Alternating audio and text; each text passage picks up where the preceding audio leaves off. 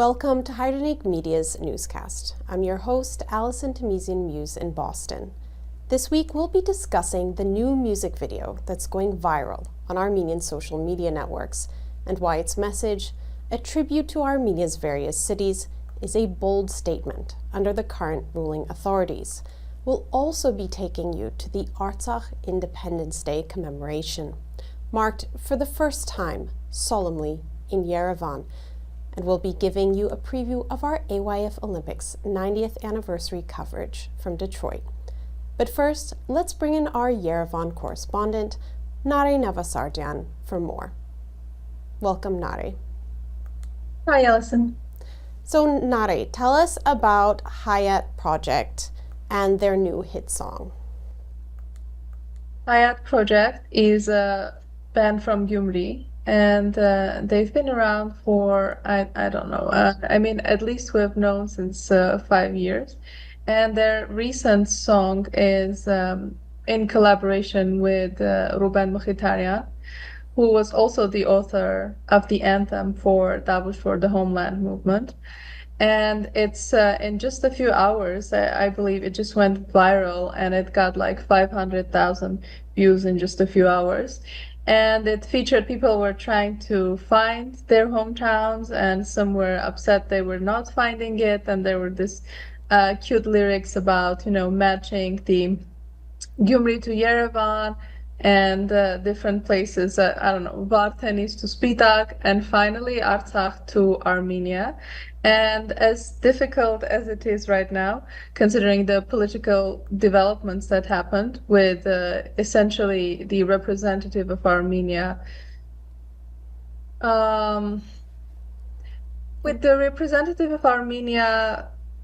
abandoning the long years of Armenia's main project, pursuing the self-determination of Artsakh.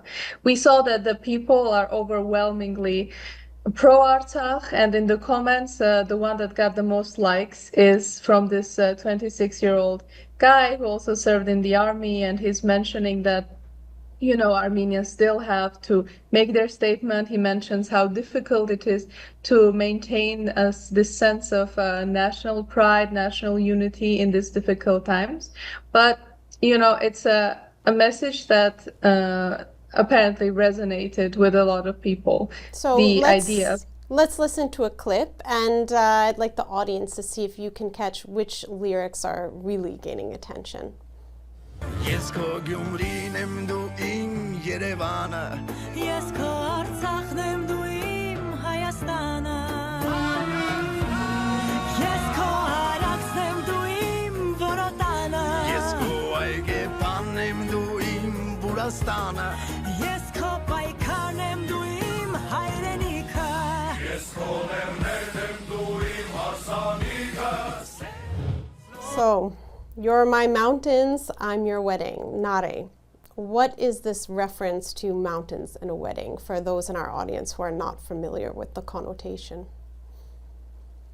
It's the name of the military operation of 1992, as a result of which Shushi was liberated. It was called Harsanik Lernerum, a wedding in the mountains.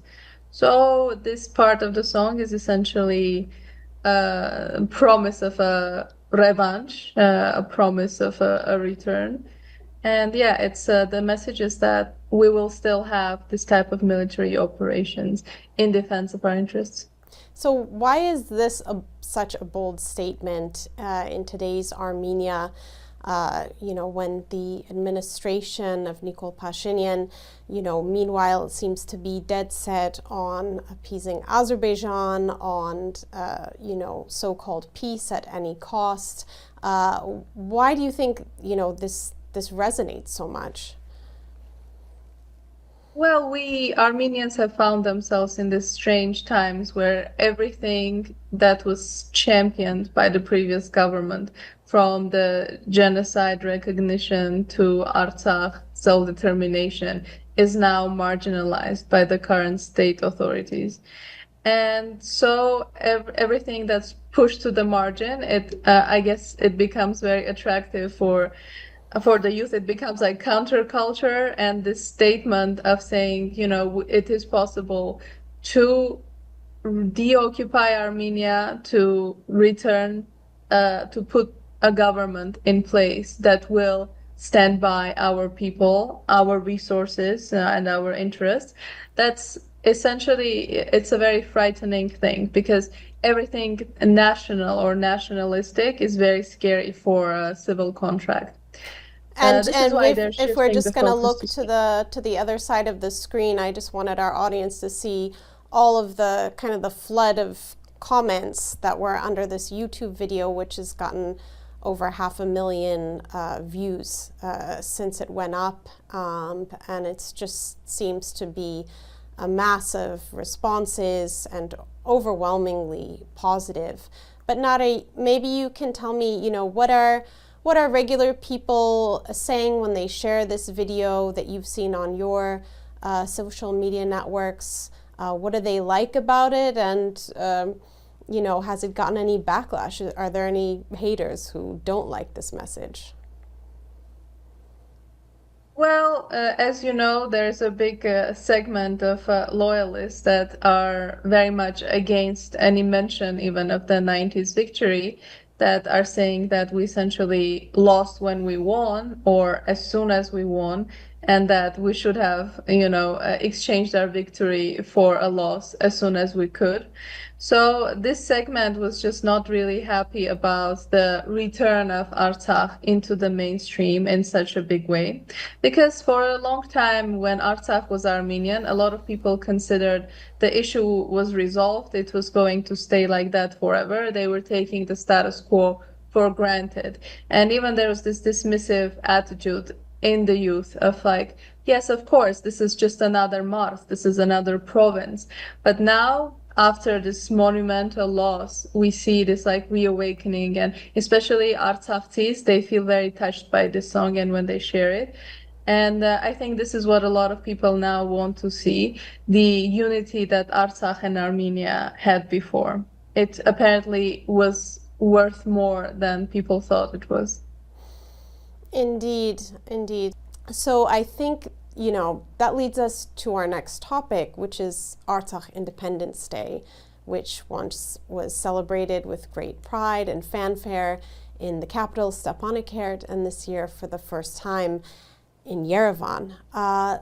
Let's talk about how it was marked. Everything about this year's Artsakh Independence Day was extremely painful, from the absence of Artsakh's political and military leadership held captive in Baku, to the ruling authorities of Armenia being against even remembering Artsakh, as you mentioned. Pashinyan's administration has not stopped at recognizing Artsakh as Azerbaijan during the most crucial time when Artsakhis were under blockade and starving. But they've really continued to do damage in Armenia to the cause of self-determination, from, impounding the car of Artsakh's president in exile to invalidating the passports of Artsakh Armenians. Nare, tell us about this year's Artsakh Independence Day. Who marked this historic date, and what did they have to say? Well, as you mentioned previously, in Stepanakert, the celebrations were very big and very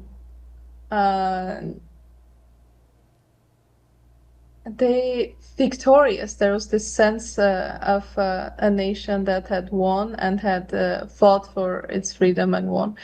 And of course, there were military parades, and right before the blockade started, 2nd of September, Ruben Vartanian actually went to Artsakh. And it's like such a huge change from now. As you know, Ruben Vartanian is in Baku, and no matter his connections and no matter the efforts that are being made, we're unsuccessful. We're not able to get him or any of our other hostages out. So that just adds another layer of sadness to this day's celebration, because these people have done so much for Artsakh's self-determination and independence, and now they find themselves in Baku, seemingly with no hope for release. So this year, of course, the this is another marker. Who marked the Independence Day? And the celebrations started with a few bands and dance groups from Artsakh performing near Saint Anna Church in the yard of Saint Anna's with Bagrat Sirpazan's gathering. And then on the next day, ARF had the big gathering in the evening called Return, which was attended by many elites. We see Bagrat Sirpazan, Shahramanian, Ishkhan Sagatelian. There also Hrant Markarian was in attendance, Yuri Khachaturov, Vazgen Manukyan. Essentially, all these people have had their great investment in the success of the Armenian project, of the Artsakh project, in various ways, some politically, some diplomatically, and some spiritually even.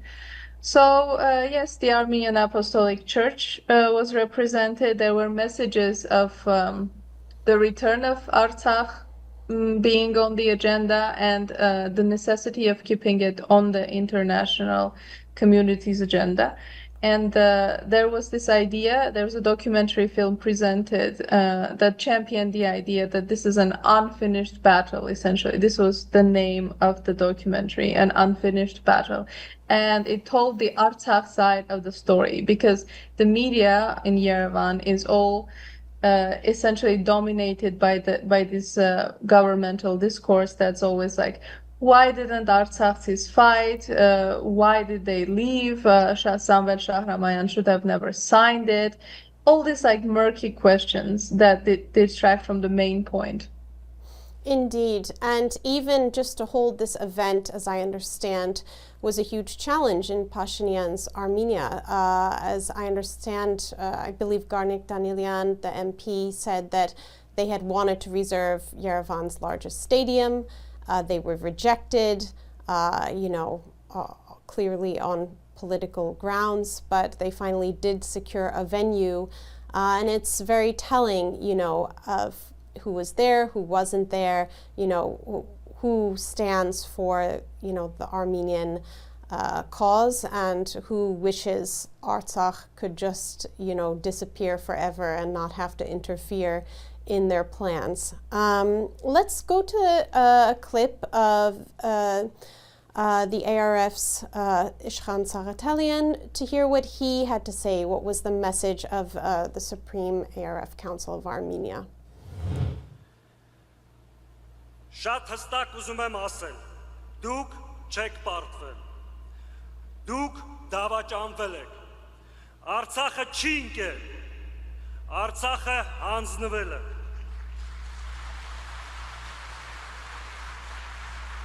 Արցախը հանձնվել է Ադրբեջանի մաս ճանաչելով, մնալով մենակ, Արցախը հանձնվել է Նիկոլ Փաշինյան, Ալիև, Էրդողան, համագործակցությամբ եւ հանցավոր համաձայնությամբ.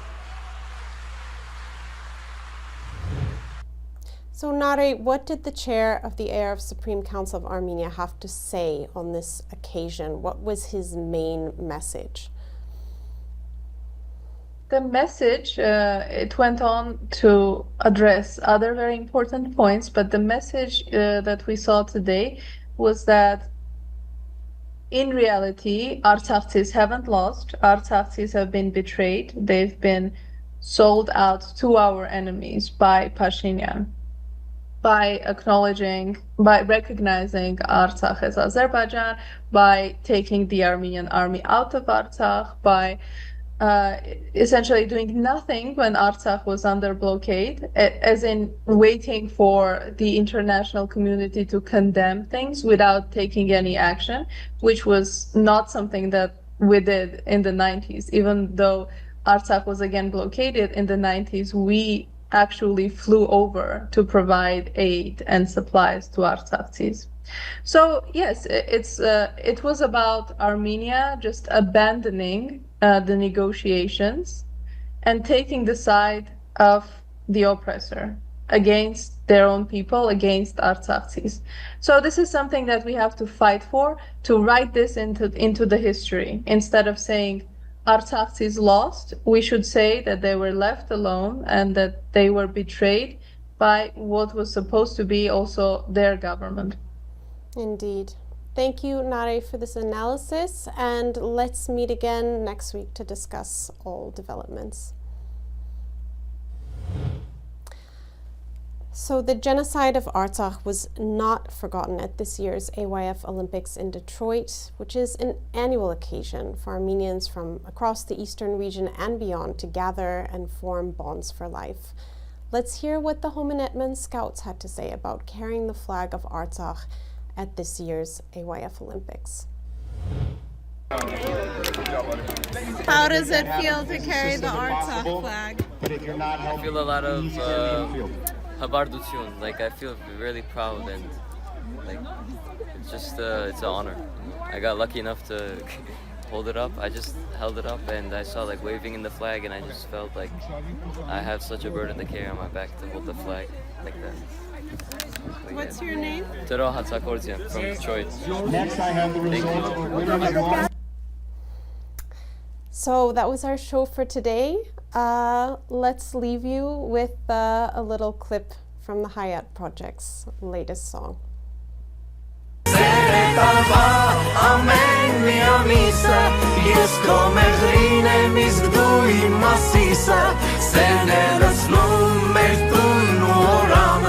Ես քո ջավախն եմ դու իմ ապարանը Ես քո Գյումրին եմ դու իմ Երևանը Ես քո Արցախն եմ դու